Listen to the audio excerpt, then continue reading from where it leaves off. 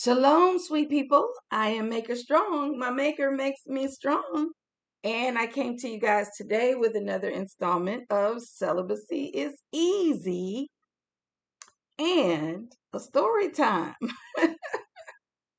Well, okay.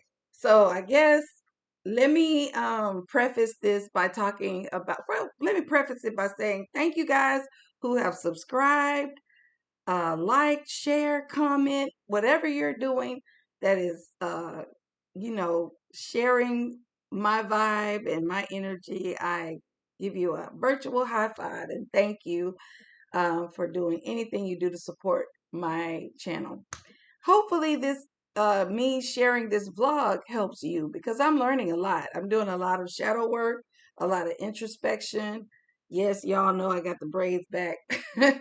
um, and I do that because I'm hoping that in my journey, the things that I'm reflecting on is helping you in some way, you know. Um, and it's not really all about celibacy necessarily, it's about the journey of self discovery, really. And so mine started with my celibacy journey, but it doesn't stop there. I mean, I've also moved, to another location. So things like that have contributed to the way that I view things and the way that I'm learning about myself, about choices I make and things of that nature.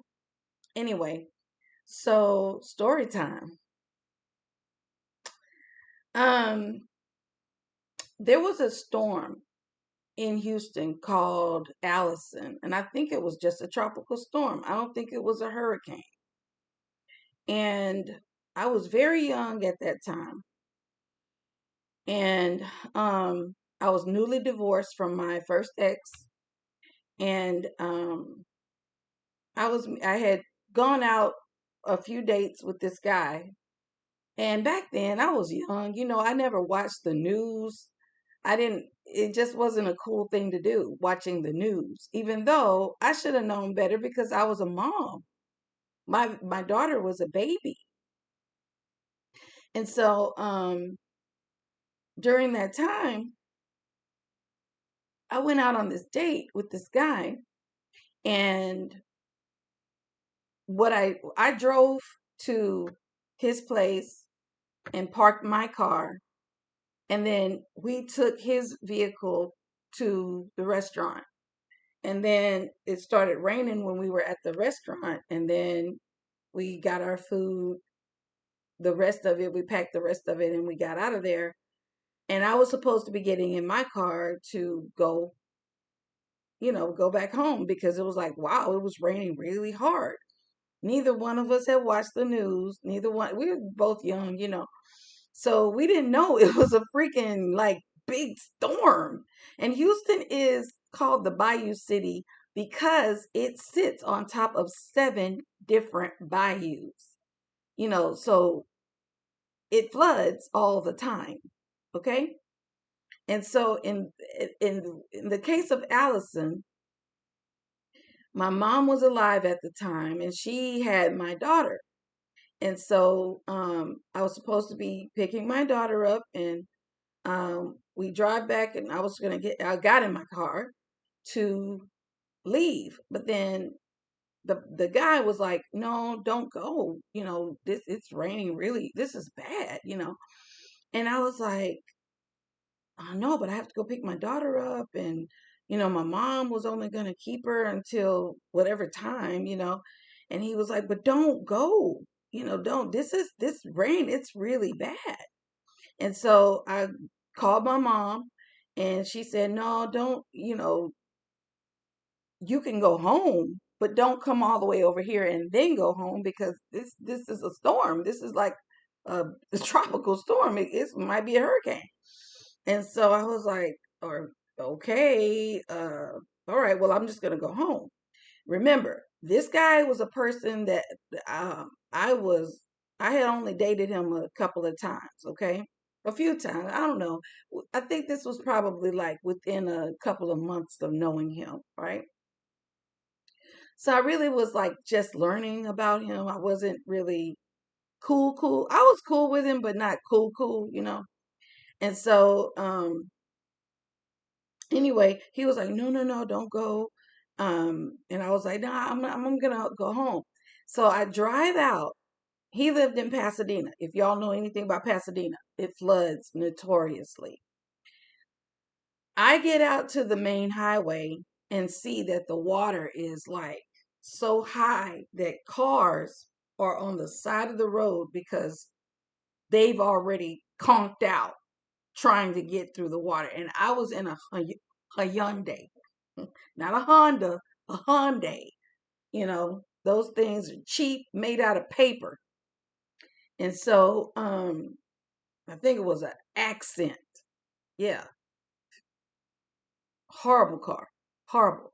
Anyway, so I'm out there in my low car and I'm like seeing all these other. So I went ahead and I turned back and I went back to his place and I was like, "Hey, it is really bad. You're right. It's flooding really bad."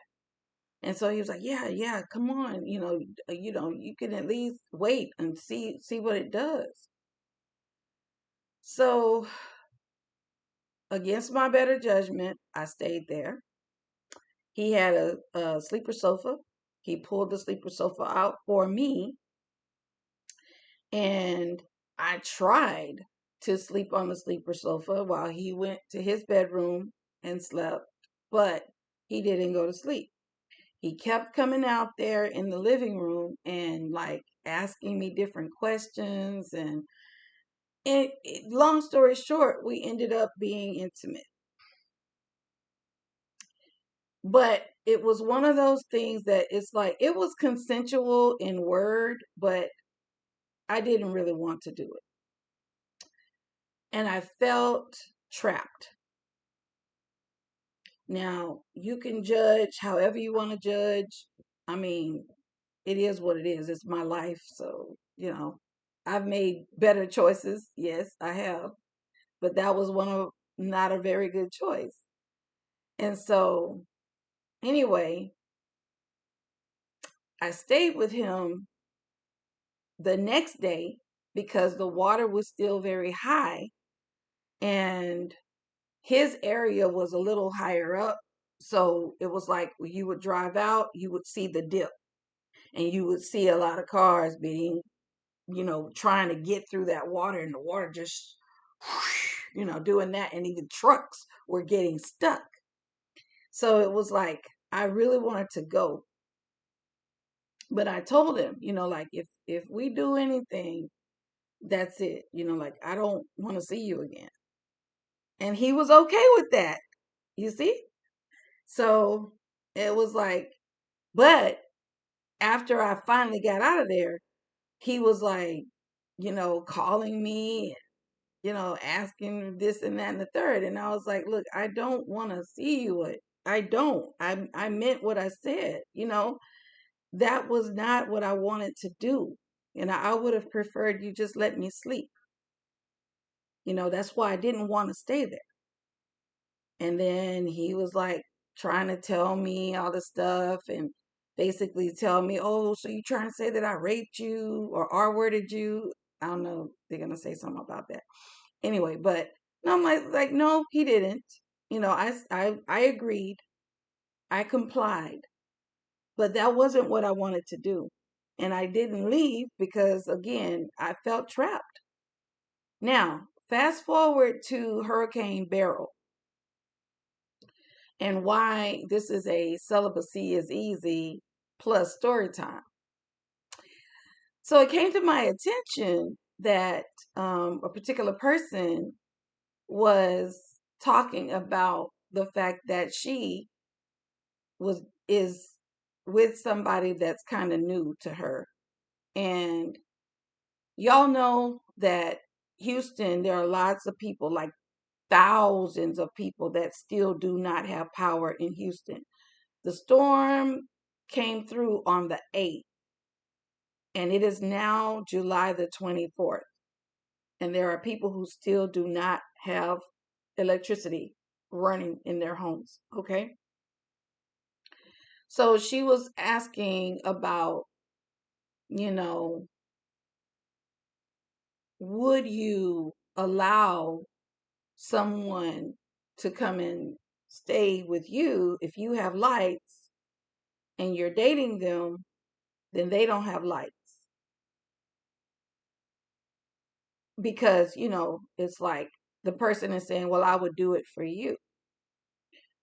And, take it however you want. I feel like as a female and going through what I went through, I would never put myself in that situation again for me.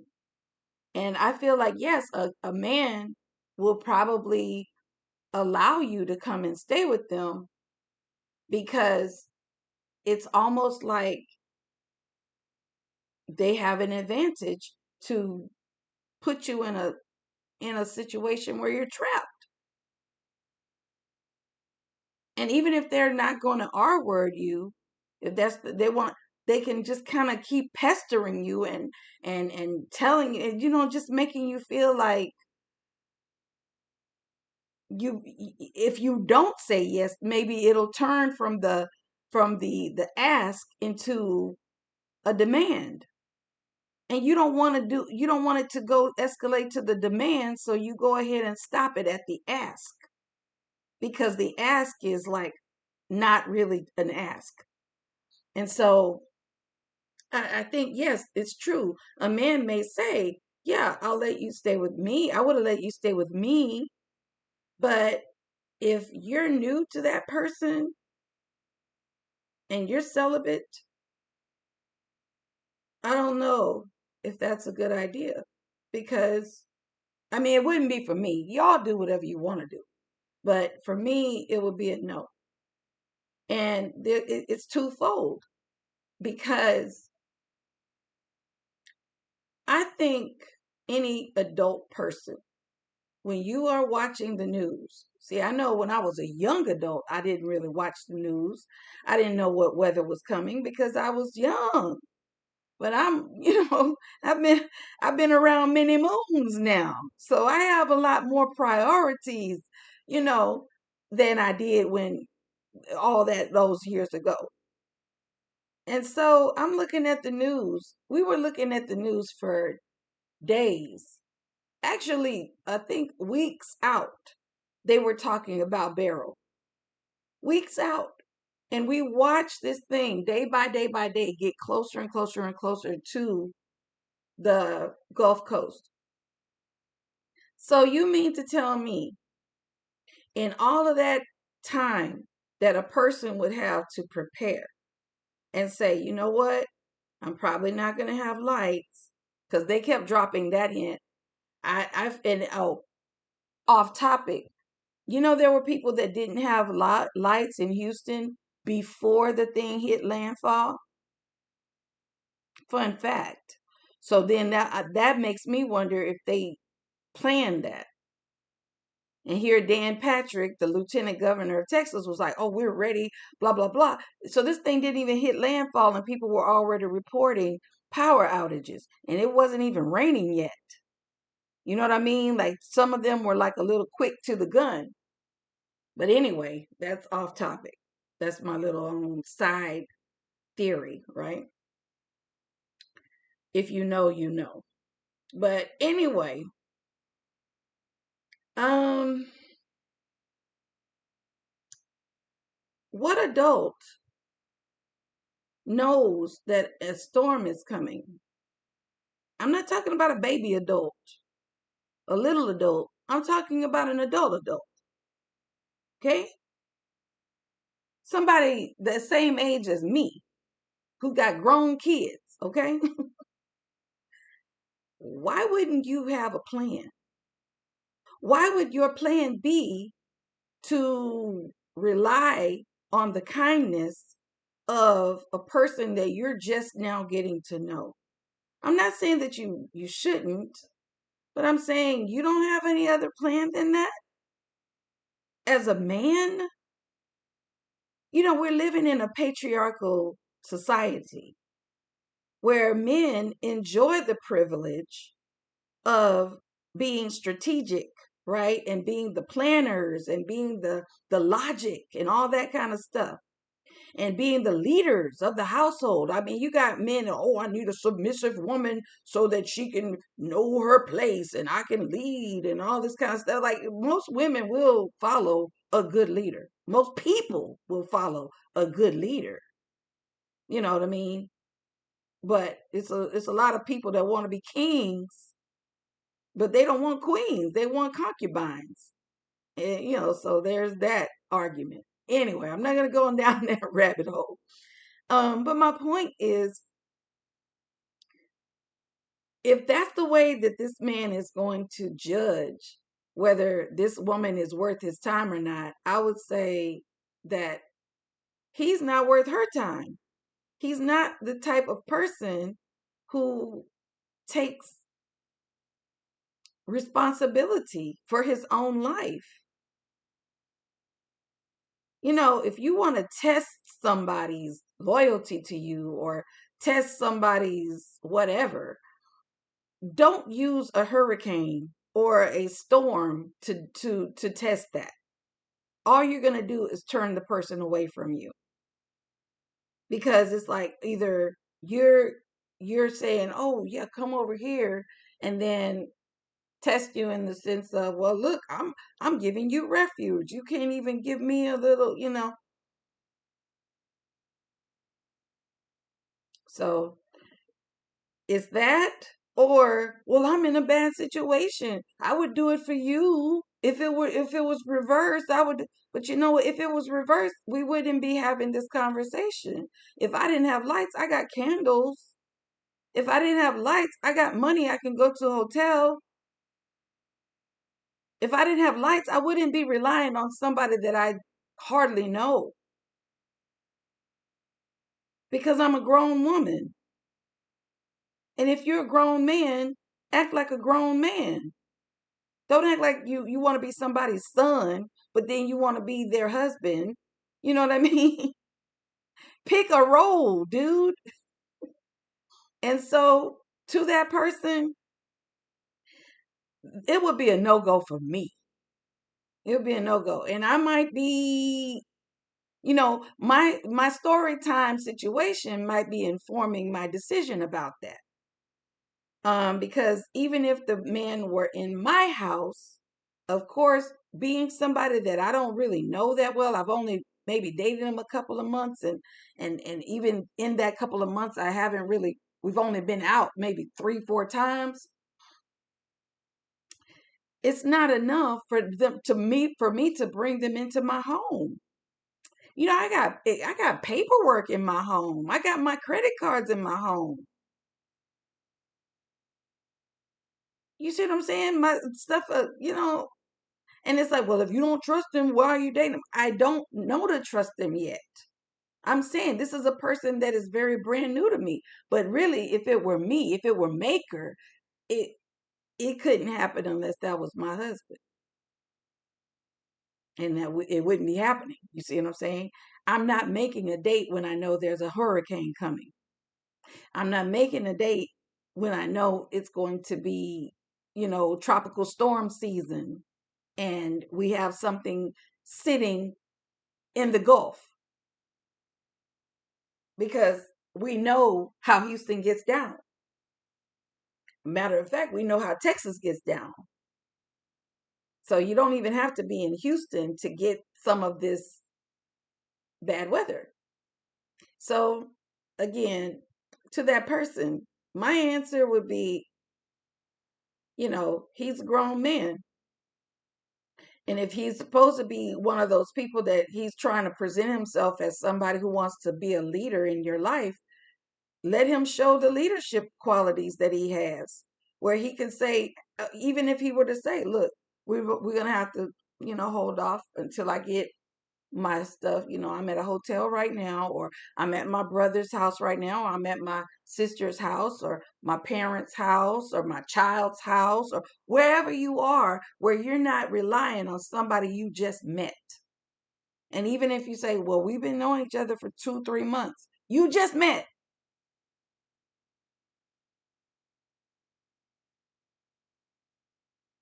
Okay? So for me, that's a no go. That's a no go. And if there's, like I said, if that's his way of testing you, then I mean, I would say that's a bad test. As a teacher, I would have to throw that test out because it's like you don't use a, a catastrophic event to test out whether somebody is worth your time. And if you're doing that, you're not worth their time. You're just not. That's a lack of maturity. And so all I can say is y'all be good out there. Y'all be careful out there because you got people that are just looking for somebody to use. And they will try to latch on to you, leech on to you, vampire on to you because they don't really have anything going for themselves. And I'm speaking mainly to my females out there because, you know, I shouldn't have to even say this to a masculine, because if you're a masculine, you wouldn't even be worried about that, right? If you're in your masculine energy, you wouldn't be in the receptivity part. You would be in the planning part. You'd be in the strategy because that's what masculine energy does. It is logical, it's strategic, it plans, it protects. So, yeah. Anyway, I don't want this to get too long. And hopefully it's been helpful to that person who asked the question. And like I said, this is not the time to test somebody's veracity during a catastrophic event because it's like it's not it's not something that it's not valid. It's not a valid way to test, especially when you're brand new. You know, wait till you know that person for a couple of years, and then maybe you feel you trust them enough to bring them into your home. But even I would say, if you've been dating somebody for 2 years and you don't know whether they're right for you or not, maybe they're not. You know, think about it. Anyway, shalom.